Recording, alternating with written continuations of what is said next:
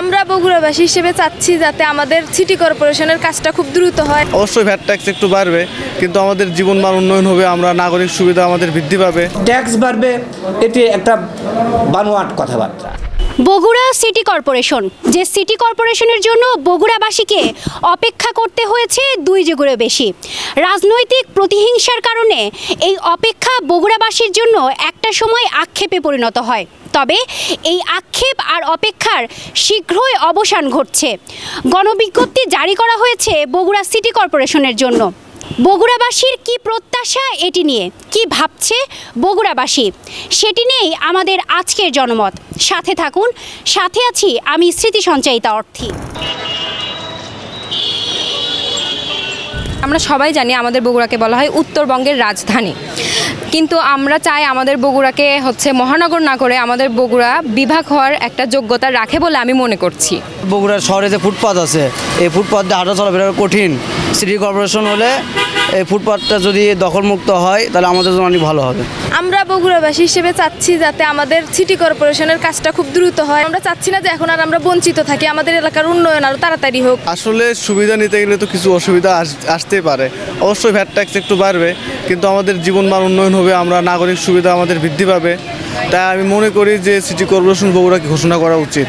এই যে পৌর পার্ক, আমাদের শহর সদরের মধ্যে একদম পৌর পার্কে হাঁটু পর্যন্ত পানি চলে আসে। আমাদের ড্রেনের ব্যবস্থা খারাপ। আমরা চাই যাতে ড্রেনের ব্যবস্থা, তারপর এই যে যানজট মুক্ত। আমরা চাই আমাদের মহানগর যেহেতু আমরা সব দিক দিয়েই সুবিধা চাই। আমরা কোনো জায়গা থেকে বগুড়াবাসীকে আর বঞ্চিত করা না হোক। শেখ হাসিনা সরকার থাকাকালীন এই বগুড়াবাসীদের কোনোভাবেই সে কিছু করতে চায়নি, মানে বগুড়া কোনো উন্নয়নের কাজেও সে বাধা দিছে। এখন যদি সিটি কর্পোরেশন যদি হয় তাহলে আমাদের বগুড়াবাসীর জন্য অনেক ভালো হবে।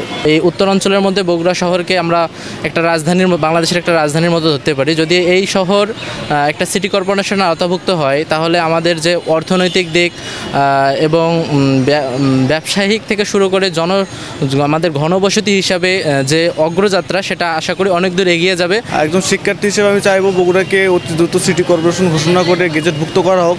এতে করে আমাদের নাগরিক সুবিধার পাশাপাশি আমরা শিক্ষার্থীরাও বিভিন্ন সুবিধা পাবো। এটা আমাদের পড়াশোনার জন্য অনেক হেল্পফুল হবে।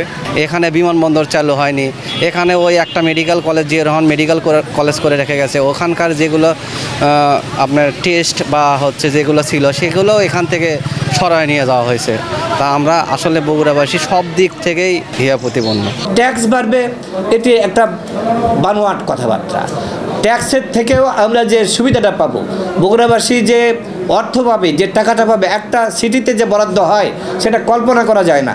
বগুড়ার রাস্তাঘাট, অলি গলি, ড্রেন যেগুলি চলাচলের জন্য এখনও পর্যন্ত উপযুক্ত নয়, বসবাসের জন্য এখনও পর্যন্ত আমি মনে করি উপযুক্ত নয়, সেগুলি রাতারাতি একেবারে উন্নত মানের একটা পর্যায়ে চলে যাবে, বসবাসের উপযোগী হয়ে যাবে। আমাদের বগুড়া সিটি কর্পোরেশন হইলে যেটা আমাদের সুবিধা হবে ব্যবসায়ীদের, এখানে সিটি কর্পোরেশন হওয়ার সঙ্গে সঙ্গে ধরেন আমাদের আরও 2টা